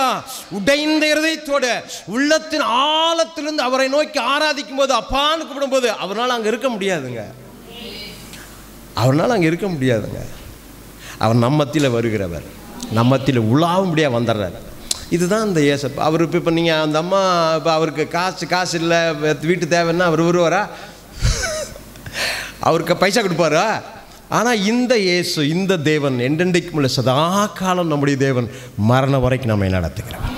அவர் மேலே வைங்கம்மா ஆசையை, அவர் மேலே வைக்கணும் ஆசையை. ஹல்லேலூயா, ஹல்லேலூயா. அப்போ அதை கிடைக்கிற பெற்றுக்கொள்கிற அந்த நாள் வரைக்கும் நமக்குள்ள அந்த ஆசை, அந்த தாகம், ஏக்கம், வெறி, இன்னும் கூட சொல்லலாம், அந்த வெறித்தனத்தை நீங்கள் பாருங்க, விடவே கூடாது. இதை நான் பெற்றுக்கொள்ளணும்.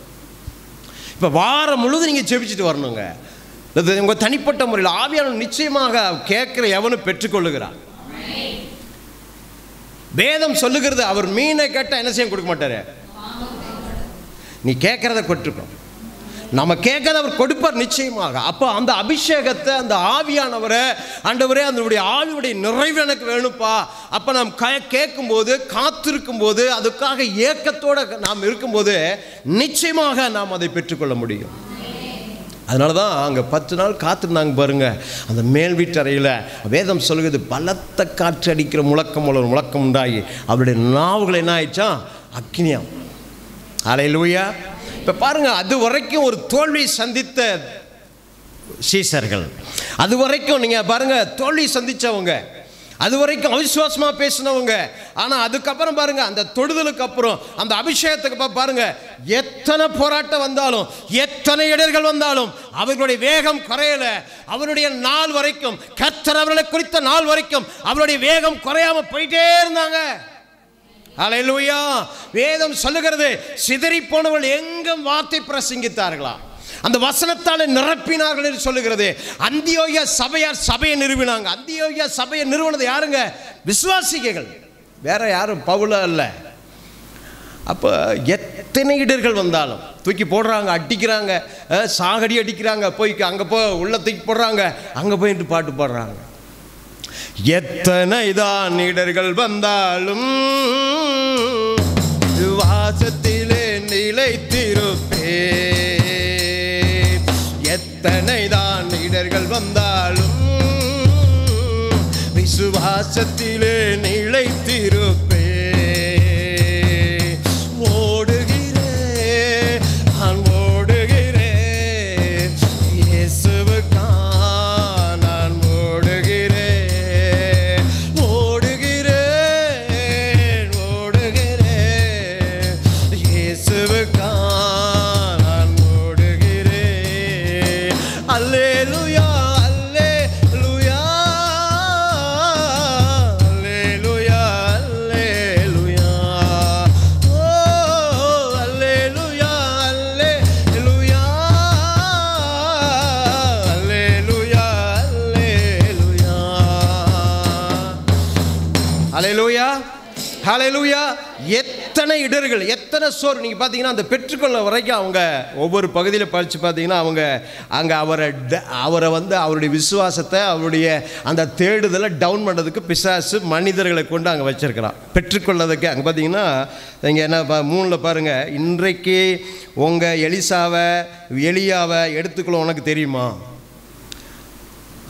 டவுன் பண்ணுறாங்க. அந்த வாசிங்கம்மா 3 படிங்க, 3 படிங்க. 2 ராஜாக்கள் 2:3 படிங்கம்மா.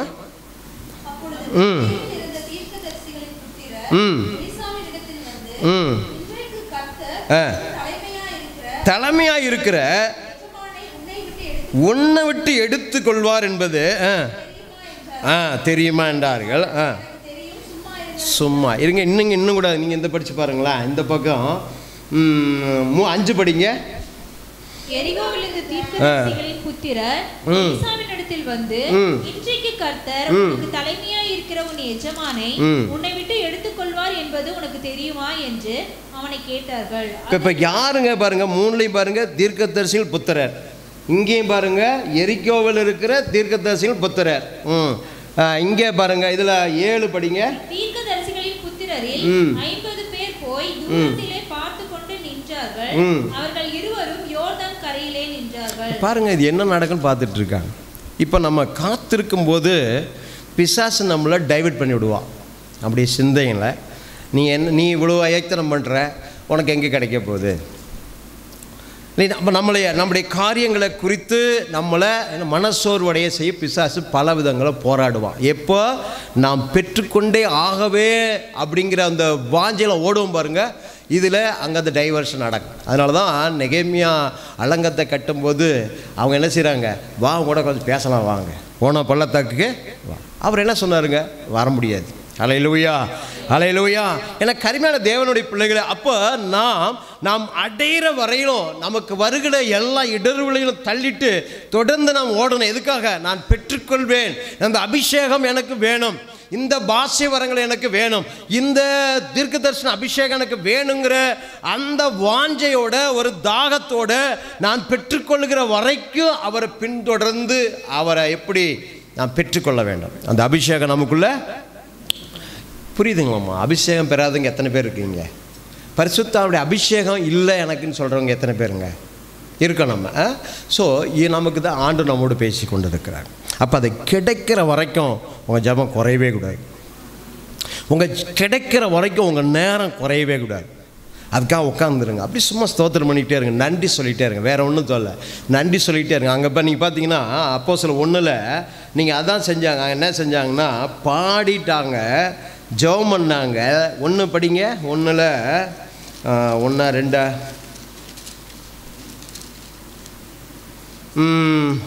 1 தாங்கம்மா. அங்கே என்ன பாருங்க 14 அங்கே இவர்கள் எல்லாரும் ஸ்திரீகளோடும் இயேசுவின் தாயாகிய மரியாளோடும் அவருடைய சகோதரரோடும் கூட ஒருமனப்பட்டு அப்புறம் அதுதான் அந்த ஒருமனத்தை குலைப்பதற்கு பிசாசு அந்த நாட்களில் போராடுவான். அதுக்கு தான் நான் முதல்ல ஒரு மனம் இது நமக்கு கிடைக்காது, நம்ம இப்படி ஏன்னா நம்மளுடைய பழைய வாழ்க்கையை அவன் காட்ட ஆரம்பிப்பான் அந்த நேரத்தில். ஸோ நீ இப்படி இருந்த உனக்கு எங்கே கிடைக்க போகுது, இப்படி மாதிரி அந்த மனசை டைவர்ட் பண்ணி பார்ப்பா. அதனால தான் நான் முதலே சொன்னோம், அந்த மனசு ஆண்டவரை இதுக்கெல்லாம் இடம் கொடுக்காம அவரை வாஞ்சித்து அந்த அபிஷேகத்தை வாங்கி அந்த வரங்களை வாங்கி அந்த நிறைவை வாஞ்சித்து நம்ம காத்திருக்கணும். அங்கே பாருங்க அதான் சொல்லுது, ஒருமனப்பட்டு வேண்டுதலும். அங்கே என்ன செஞ்சாங்க பாருங்க, ஜெபம் வேண்டுதல். அடுத்தது நீங்கள் இதிலே லூக்கால நீங்கள் படிச்சிங்கன்னா அங்கே என்ன பண்ணாங்கன்னு இருக்கும் பாருங்கள். லூக்கா கடைசியில்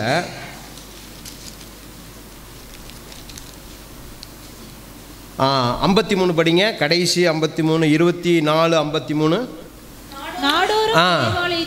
தேவாலயத்தில் இதுதாங்க நமக்கு தேவை. இதுதான் இப்போ நீங்கள் ஜெப நேரத்தில் நான் பெற்றுக்கொள்ளணும்னா அவரை புகழ்ந்து என்ன சொல்லுங்க, புகழ்ந்து. அப்போ என்னங்க, ஒரு மனம், ஜெபம், வேண்டுதல். அடுத்து என்னங்க இந்த பகுதி, துதித்து, பாடி துதித்து. இது காத்திருக்காது, இது மணிக்கணக்கா, நாள் கணக்கா. இப்போ இன்றைக்கி நீங்கள் தீபாவளி எல்லாம் வருது, ஸ்பெஷல் மீட்டிங் வச்சுருக்கீங்களாம்மா? இல்லை. அப்போ நீங்கள் சூப்பராக நீங்கள் மற்றவங்க போல் பலகாரம் செஞ்சுட்டு இல்லாமல் நீ இந்த பலகாரம் செய்யறதுக்கு நேரத்தை செலவழிக்க வேண்டிய அவசியம் இல்லை. நீங்கள் ஒரு 100 ரூபா 200 ரூபா 500 ரூபா கொடுத்தா அழகாக அவன் வச்சுருக்கான், பல விதங்களை வச்சுருக்கான். அதை வாங்கி வீட்டில் வச்சுட்டு அன்னைக்கு என்ன செய்யுங்க, நீங்கள் அன்னைக்கு உபவாசம் போடுங்க. அன்னைக்கு உபவாசம் போட்டு நாள் கணக்காக அந்த நாள் முழுதும் ஆண்டவரே ஒரு நிறைவு, எனக்கு அது வேணும், எனக்கு வேணும். அந்த தேடுதல், அந்த ஒரு ஆசை, அந்த ஒரு தாகம், அதை சொல்கிறார் இல்லையா, விடாய்த்தது. அப்போ இப்போ ஆண்டவர் பார்ப்பார். இப்போ நம்மலாம் ஒரு நாள் லீவ் கிடச்சிருச்சு அப்படின்னா நம்ம தேவைகளுக்காக நம்ம வாசம் போடும்.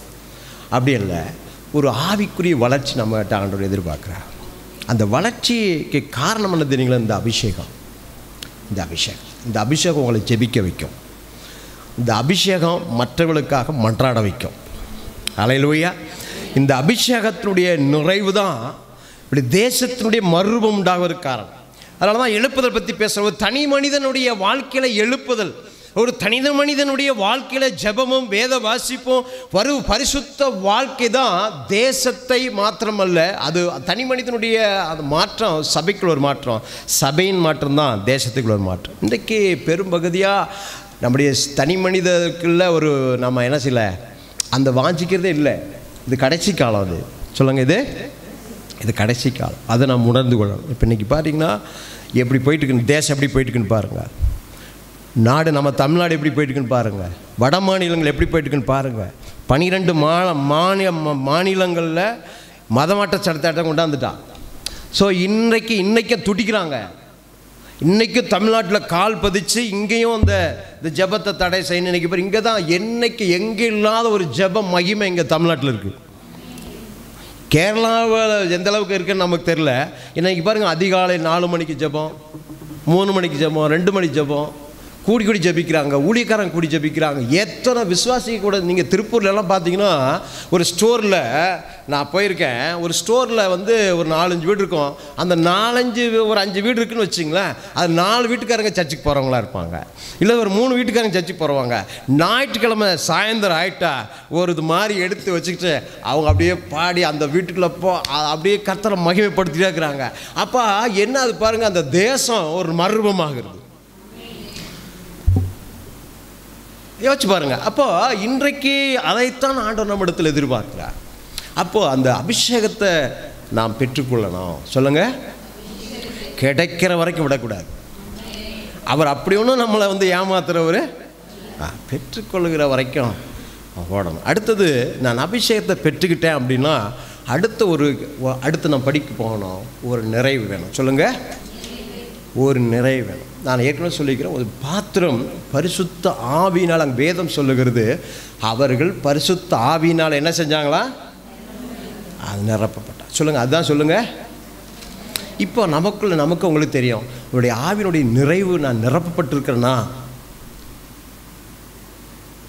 நமக்கு தெரியுமில்ல. மற்றவங்க சொல்ல வேண்டிய அவசியம் இல்லை, நாம் யாருன்னு நமக்கு. அப்போ அந்த நிறைவு எனக்கு வேணும். எசேக்கியேல் 47ஆம் அதிகாரம், எசேக்கியேல் 47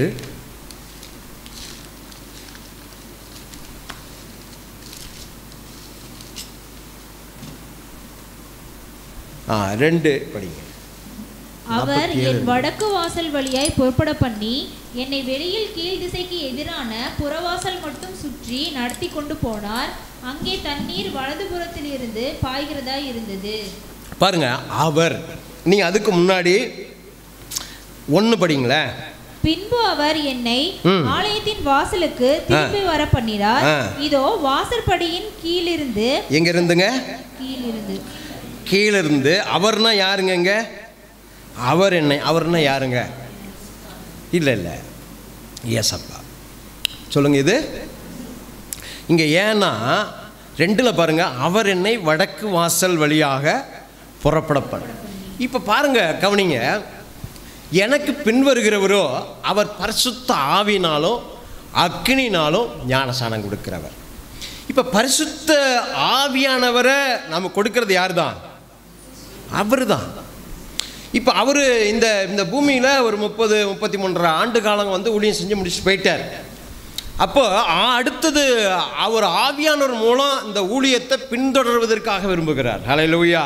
இப்போ நம்ம அந்த ஊழியத்தை, இந்த அபிஷேகத்தை பெற்றுட்டு என்னையா செய்ய போகிறோம், இல்லை அபிஷேகத்தை பெற்றவங்க நம்ம என்ன செஞ்சுட்டு இருக்கிறோம், அப்போ நம்ம சிந்திக்கணும். ஒன்று வேறு அபிஷேகத்தை பெற்று நம்ம என்ன செய்ய போகிறோம். சரி, அவங்கள போல் நம்மளும் அந்நிய பாஷை பேசணும் அப்படின்னு ஒரு ஆசை சில பேருக்கு அப்படி இருக்கும். அவங்கள போல் அந்நிய பாஷை பேசணும், அவங்களுக்கு போல் தீர்க்கதரிசனம். எதுக்கு தீர்க்கதரிசனம் சொல்கிறோம்? எதுக்கு இது? கட்டுன்றவர்களை கட்டவிழ்ப்பதற்காக, தரித்திரருக்கு சுவிசேஷம் சொல்லுவதற்காக, அப்போ காயப்பட்டவர்களை குணமாக்குவதற்காக. ஹல்லேலூயா. லூக்கா 4:18 அதான் சொல்லுது. அந்த அபிஷேகம் கர்த்தர் சொல்லுகிறார், தேவனனை அபிஷேகம் பண்ணினார். எதற்காக? தரித்திரருக்கு சுவிசேஷம் அறிவிப்பதற்காக. இன்னைக்கு தரித்திரர் இன்னைக்கு நிறையா இருக்கிறாங்க.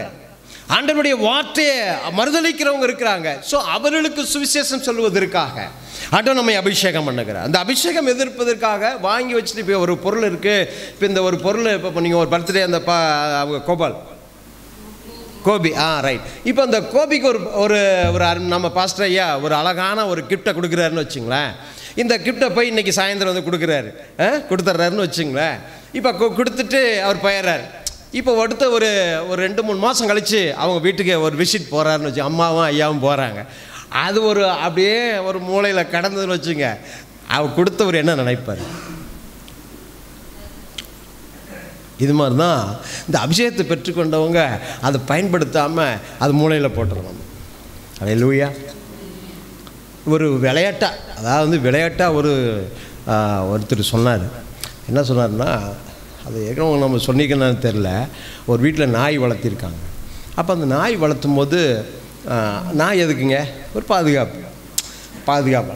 அப்போ அந்த நாய் வந்து அவருடைய நண்பர் வந்திருக்கு, அந்த ஓனர் நண்பர் வந்திருக்காங்க வீட்டுக்கு. அப்போ நண்பர் வந்தோடனே இந்த நாய் வெல்வெல்னு வளைக்குமா இல்லையா? ஆமாம். அப்போ உடனே இந்த ஓனர் போய் என்ன பண்ணிக்கிறாரு, ஏன் நண்பர் வர்றாரு, நீ என்ன செய்கிற, கத்திரியான்னு ஓங்கி மண்டையை பார்த்து ஒரு அடி அடிச்சுக்கிற. ஸோ இது நினச்சி ஒரு நண்பர் வந்தால் கத்தக்கூடாது போல இருக்கே. சரி, இது அமைதியாக இருந்துச்சு. அடுத்த முறை ஏன்னா அவங்க சொந்தக்காரன் வந்திருக்காங்க. சொந்தக்காரன் வந்தோன்னா அது வழக்கமாக அதுக்கு தெரியல, அது திரும்ப கத்தி இருக்குது. இவன் போய் இவன் என்ன பண்ணிக்கிறான், ஒரு குச்சி எடுத்துகிட்டு போய், என் சொந்தக்காரன் வந்திருக்கா, நீ என்ன கத்துற அப்படின்னு போய் மண்டையை பார்த்து அடிச்சிட்டான். இப்போ வந்து இதுக்கு 2-3 தடவை அடி வாங்கிடுச்சா. இப்போ அடி வாங்கினோடனே ஒரு நாள் திருடன் வந்துட்டான். திருடன் வந்தோடனே இது யோசனை பண்ணியிருக்குது, இது இவன் சொந்தக்காரனோ இவன் நண்பனோ தெரியல, இது ஏன் நம்ம கத்தி அவன் அமைதியாக இருந்துக்கலாம்.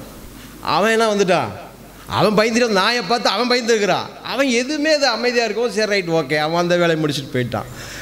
அது மாதிரி தான் இன்றைக்கி நான் பெற்றுக்கொண்ட அபிஷேகத்தை பயன்படுத்துறதில்லை, அதை பெருக்கிக் கொள்ள தெரியுது. அதனால தான் பவுல் தீமோத்தி சொல்லும்போது, நான் மேலே கைகளை வைத்ததுனால உனக்கு உண்டான தேவ வரத்தை அனல் மூட்டி, சொல்லுங்கள், அனல் மூட்டி எரியவும், அனல் மூட்டி அனல் மூட்டணும். சொல்லுங்கள், அனல் மூட்டணும். இங்கே நீங்கள் பார்த்தீங்கன்னா, அவர் என்னை வடக்கு வாசல் வழியாக புறப்பட பண்ணினார் அப்படின்னு இருக்கு. இங்கே பார்த்தீங்கன்னா, இங்கே முதல்ல ஒரு அளவு இருக்கு. 3ஆம் வசனத்தை படிங்க.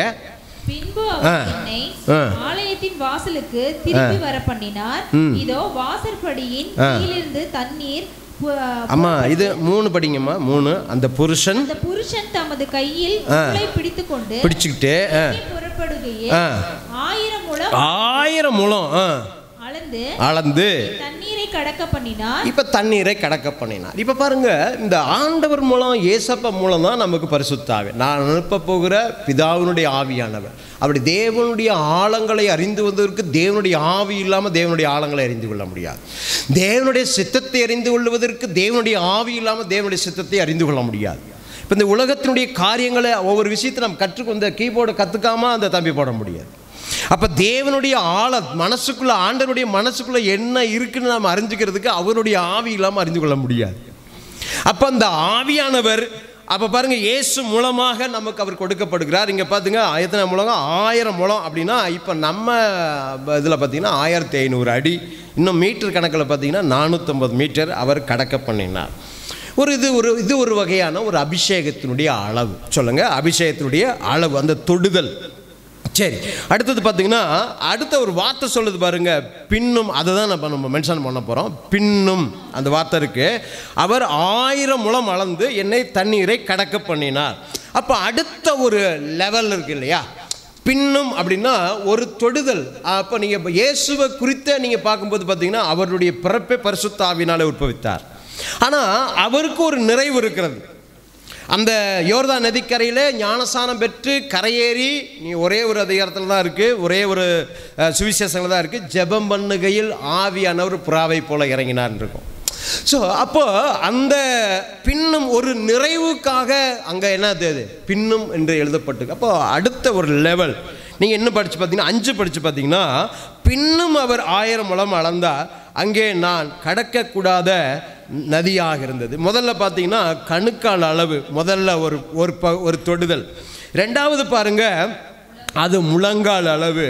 அடுத்தது பாருங்க, இந்த 1000 முழம் என்ன செய்யுது? தண்ணீர் நீச்சலாலம் கடக்க முடியாத நதி அளவுமாக இருந்தது. ஹல்லேலூயா. அப்போ அந்த லெவல் மாறணும். ஒவ்வொரு நாளும் அந்த அபிஷேகத்தினுடைய அனல் மாறணும். இப்போ அபிஷேகம் நான் பெற்றுக்கிட்டேன் அப்படின்னா அந்நிய பாசை தான், அன்னைக்கு போன மாதிரி நம்ம சொன்ன மாதிரி அந்நிய பாசை தான் நமக்குள்ள இருக்கிற ஆவியின் வரங்களை, அது நமக்குள் இருக்கிற அந்த அபிஷேகத்துக்குள் இருக்கிற அந்த வரங்களை வெளியே கொண்டு வந்து பாய பண்ணுகிற நதி அந்நிய பாசை. ஹல்லேலூயா. அதை நம்ம மணிக்கணக்காக துதித்து நம்ம அந்நிய பாசை பேசி பேச என்ன ஆகுனா, அந்த வரங்கள் அனல் மூட்டப்படும், அந்த ஆவியனுடைய நிறைவு நம்மை ஃபோலாக ஆரம்பிக்கும். அதை நான் ஏற்கனவே சொல்லிக்கிறேன். அது எங்கே? ஆலயத்தின் கீழிருந்து, ஆலயத்தினுடைய வாசற்படியின் அங்கே அதான் சொல்லுது இல்லையா, ஆலயத்தின் வாசலுக்கு திரும்ப பண்ணினால் வாசல்படியின் கீழிருந்து தண்ணீர் புறப்படும். நீங்கள் பார்த்தீங்கன்னா அது ஒரு பாத்திரம். இந்த பாத்திரம் இது ஆண்டவர் எனக்கு காட்டினதால உங்களுக்கு சொல்கிறேன். போன முறை நான் சொன்னேன்னு எனக்கு தெரியல. ஆனால் இந்த பாத்திரம், அந்த ஹோலி ஸ்பிரிட்டு என்ன செய்ய, நமக்குள்ளே இயேசு வாசம் பண்ணுகிறார். புரியுதுங்களா? நமக்குள்ளே. அப்போ பரிசுத்தாவோட அபிஷேகம் பண்ணப்பட்டவங்களுக்குள்ள அந்த ஆண்டவருடைய அபிஷேகம் இருக்குது. இது ஒரு நிறைவுக்குள்ளே போகணும் அப்படின்னா இது என்ன ஆகும்? அந்த ஆலயத்தின் கீழே இருந்துருக்கு இல்லையா, அது போல தான் இந்த கீழ்ப்பகுதியிலிருந்து இந்த என்ன ஆகும்? அது அப்படியே இந்த தண்ணி, ஜீவ தண்ணி என்ன ஆகுது? ஃபுல்லாகி போல மறைக்கும். இப்போ நீங்கள் அதுக்கு எப்படி நான் உங்களுக்கு சொல்கிறேன், அதுக்கு ஆண்டவர் காட்டுனால நான் சொல்கிறேன். இப்போ அவர் நமக்குள்ளே வாசம் பண்ணுகிறார், ஏசப்பா வாசம் பண்ணுகிறார். அவர் தான் ஆவியினாலே நம்மை நிரப்புகிறார். அதனால தான் ஆண்டவர் சொல்கிறார், ஏசப்பா சொல்ல, கர்த்தருடைய ஆவி என் மேலே இருக்கிறார். சொல்லுங்க, கர்த்தருடைய ஆவி என் மேலே. இப்போ இந்த ஹோல் டோட்டலாக கவரேஜ், இந்த டோட்டல் கவரேஜ் தான் நமக்கு என்ன தேவை. ஹல்லேலூயா. இப்போ முழுவதுமாக நம்மை நிரப்பப்படுகிற ஒரு அனுபவம் நமக்குள்ள வேணும். அந்த அபிஷேகம் தான் இன்னைக்கு. அதனால தான் பாருங்க, மோசேயினுடைய கண் இருளடையலை. ஏன்னா அவர் அதிகமான தேவ பிரசன்னத்தை அவர் அனுபவித்தார். நேற்று கூட யாரோ ஒருத்தர் சொல்லிட்டு இருக்கும்போது சொன்னார், அவருக்கு வயசு 61 வயசாகுதான், டாக்டர்கிட்ட போய் செக் பண்ணாராம், அவருக்கு ஒரு வியாதியும் இல்லைனாங்க. ஏன் அப்படின்னா அவர் ஒவ்வொரு வெள்ளிக்கிழமையும் வேத வசனத்தை அவர் அறிக்கை செய்வாராம், தேவ பிரசன்னத்தில் அதிகமாக அவர் காத்திருப்பாராம் அப்படின்னு அவரை குறித்து சொன்னார். அப்போ அந்த பிரசன்னம் நம்முடைய அவயங்களை புதுப்பிக்கிறது. நாளுக்கு நாள் நம்முடைய அவயங்கள் பலவீனப்பட்டு போகும். இப்போ ஒரு நாகமானுடைய சரீரத்தினுடைய தோல் ஒரு சிறுபிள்ளையினுடைய மாம்சத்தை போல மாறும்னா, இப்போ நமக்குள்ளே அவர் இருக்கிறார். அப்போ நம்ம மாற்ற மாட்டாரா? ஆனால் நமக்கு அந்த எண்ணங்கள் இல்லை. இவர் நமக்குள்ளே இருக்கிறவர், நம்மோடு இருக்கிறவர் ஒரு நல்ல மருத்துவர், நல்ல ஒரு ஆலோசகர். அவருடைய நிறைவுக்குள்ளாக நாம் கடந்து போகும்போது ஒவ்வொரு அணுக்களுக்குள்ளாக அந்த அபிஷேகம் பாயும். அதான் அந்த நிறைவு. அந்த அணுக்களுக்குள்ளாக அந்த நிறைவு இருக்கிறனால தான் அந்த ஆண்டவர் பாருங்க, அந்த நிறைவு இருக்கிறனால அவருடைய வஸ்திரத்தின் ஓரத்தை தொடும்போது கூட அங்கே அந்த வல்லமை பாய்கிறது. ஹல்லேலூயா. அதுதான் நான் சொல்கிறேன். நாம் அபிஷேகத்தில் நிறைந்திருந்தா நம்ம வீட்டுக்காரனை ரட்சிக்கப்பட வீட்டுக்காரனை அவனுக்கு சச்சுவேஷன் சொல்ல தேவை அவசியம் இல்லை. நீ படுத்திருந்த படுக்கையில் அவன் நீங்கள் எந்திரிச்சு போன பிறகு அவன் படுத்தானா அந்த அபிஷேகம், அந்த நிறைவு, அந்த தொடுதல், அந்த பிரசன்னம் அவனை தொட ஆரம்பிக்கும். ஹல்லேலூயா. அந்த நிறைவு நமக்கு வேணும். அப்போ அந்த கணுக்கால் அளவு, முழங்கால் அளவு, அடுத்தது பார்த்தீங்கன்னா நீச்சல் அளவு. ஸோ இந்த நிறைவுக்காக நாம் காத்திருக்கணும். அப்போ அபிஷேகம் பெறாதவங்க பெற்றுக்கொள்கிற வரைக்கும் அதை விடக்கூடாது. அபிஷேகம் பெற்றவங்க அந்த நிறைவுக்காக, அந்த வார்த்தை அங்கே திரும்ப திரும்ப சொல்வ பின்னும் பின்னும் பின்னும். அப்போ இந்த வறண்ட நிலம் பாருங்க, எவ்வளவு தண்ணி ஊற்றினாலும் உள்ள வாங்கிட்டே இருக்கும் வறண்ட நிலம். அப்போ நமக்கு ஆண்டவர் சமூகத்தில் போகும்போது இன்னும் இன்னும் இன்னும் இன்னும் இன்னும் அது போதும்னு நமக்குள்ளே வந்துடவே கூடாது. போதும்னாலும் ஸ்டாப் ஆகிடும். இப்போ போதும் கர்த்தாவே என்னை எடுத்துக்கங்கன்னு எலியா சொன்னார். இப்போ உடனே என்ன செஞ்சாங்க, நடந்தது. சரி அப்போ நீ கிளம்பு, நீ போய் இன்னொரு ஆளை எலிசாவை நீ அபிஷேகம் மட்டும் கிளம்பிடு. அவ்வளோதான் அவர் ஊழியம் முடிஞ்சிருச்சு. புரியுதுங்களாம்மா? போதும் கர்த்தா. நீங்கள் யாருக்கே வேதத்தில் நீங்கள் இல்லை அந்த பாத்திரத்தை பாருங்கள், தீர்க்கதரிசியின் குடும்பத்தில் பாத்திரம் இல்லை, அது ஸ்டாப் ஆயிடுச்சு. நீ உங்களுக்குள்ள போதும் ஒரு நிறைய நமக்குள்ள ஒரு திருப்தி இதில் மட்டும் வந்துடவே கூடாது. இந்த அபிஷேகத்துடைய நிறைவுக்குள்ளாக எனக்கு போதும், இது போதும் அப்படின்னு என்ன செஞ்சிடக்கூடாது, வந்துட. ஹல்லேலூயா. அப்போ போதும் அப்படிங்கிற அந்த எண்ணங்கள் நமக்குள்ளே என்ன செய்யக்கூடாது, வந்துட. அப்போது அந்த நிறைவு, அந்த ஆசை, அந்த தாகம், எவ்வளோ தண்ணி ஊற்றினாலும் அந்த தண்ணி அந்த வறண்டெல்லாம் உள்வாங்குது பாருங்கள். அதுபோல் என்னை இன்னும் இன்னும் இன்னும் இன்னும் இங்கே வசனம் சொல்லுது பின்னும் பின்னும் பின்னும். அப்போது என்னை இன்னும் நிரப்புங்க, இன்னும் நிரப்புங்க. ஹல்லேலூயா. புரியுதுங்களாம்மா? இன்னும் இன்னும் கிடைக்கிற வரைக்கும் விடக்கூடாது. கிடைச்சதை நிறைவு வர வரைக்கும் இன்னும் என்னை நிரப்புங்க, இன்னும் நிரப்புங்க. சொல்லுங்கள், இன்னும். உங்கள் ஜெபத்தில் இந்த வார்த்தையை இன்னும் நிரப்புங்க. அப்போ நீங்கள், நான் சொல்கிறேன், ஒரு மணி நேரம் அந்த அபிஷேகத்துக்குள்ளே நீங்கள் இருக்க முடியும். ஒரு 2 மணி நேரத்தில் அப்படி பிரசன்னத்துக்குள்ள இருக்க முடியும். அதில் பெரிய மிரக்கலுக்கு பெரிய விஷயம் இல்லை, ஒரு 3 விஷயந்தான். ஒன்று அந்த அபிஷேகம் பெருகணும், ஒன்று மகிமை. அந்த அபிஷேகம் பெருகிட்டால் நம்மளுக்கு மகிமை. அப்படி பிரசன்னத்துக்குள்ளே எந்த நேரம் இன்னும் இப்போ நீங்கள் இருக்கிறீங்க, இப்போ நடந்து போகிற வீட்டில் எதாவது சமையல் பண்ணியிருக்கீங்க, பாத்திரம் விளக்கிட்டு இருக்கீங்கன்னா அந்த ஹோலி ஸ்பிரிட்டோடு ஆண்டவர் என்னை ஃபுல் பண்ணிவிடுங்க, என்னை ஃபுல் பண்ணுங்க, அந்த அது உண்மையாக சொல்கிறேங்க. அந்த மகிழ்ச்சியே வேறு. ஹல்லேலூயா. அந்த சந்தோஷமே எத்தனை சந்தோஷம் இந்த உலகத்தில். ஆனால் அந்த பரிசுத்த ஆவியானவர் அவர் நம்ம கொடுக்குற அந்த நிறைவுக்குள்ளாக இருக்கும்போது வருகிற அந்த சந்தோஷந்தம் உலகத்தினுடைய எதுவும் அது ஈடாகாது. அப்போ அந்த கனெக்டிங் இருந்துகிட்டே இருக்கும். அந்த கனெக்ட் இருந்தால் மகிமை இருக்கும். அந்த கனெக்டிங் இருந்துக்கிட்டே இருந்துட்டா அந்த பிரசன்னம் நம்ம மாற்றிட்டே இருக்கு நம்முடைய வாழ்க்கையை. அந்த பிரசன்னம் தான் நம்மை உருமாற்றுகிறது. நம்முடைய பிரசன்னம், அவருடைய பிரசன்னம் சிந்தையை மாற்றும். ஹல்லேலூயா. ஸோ இது ஒரு நிறைவற்ற மனுஷன், ஒரு அப்படிப்பட்ட ஒரு தேடுதல், அப்படிப்பட்டத ஒரு வாஞ்சை, அப்படிப்பட்ட நிறைவோடு இருந்தானா நிச்சயமாக சொல்கிறேன், நம்ம வேலை செய்கிற இடத்துல நம்ம சொல்கிறோம் பார்த்தீங்களா, நம்ம இருக்கிற ஸ்டோரில், நம்ம இருக்கிற ஒரு பட்டணத்தில் நிச்சயமாக நம்மளை கொண்டு அவர் மாற்றம் வருகிறார். ஹல்லேலூயா. நம்முடைய குடும்பத்தில் அவர் மாற்றத்தை விரும்புகிறார். ஹல்லேலூயா. அப்போது ஒரு ஆவிக்குரிய ஒரு வளர்ச்சி அடைவதற்கு நாம் என்ன தேவை, ஒரு தாகம் தேவை. சொல்லுங்கள், ஒரு தாகம். அப்போ அது அவர்கிட்ட அந்த அபிஷேகத்தை நம்ம கேட்கணும். அப்போ கேட்கணும். 2வது 3வது அது பெற்றுக்கொள்ளுகிற வரைக்கும் காத்திருக்கணும், நாளுக்காக காத்திருக்கணும்.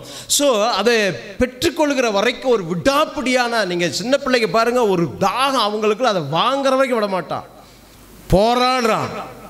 ஸோ அப்போ இது பாருங்கள், அவங்க விடலை.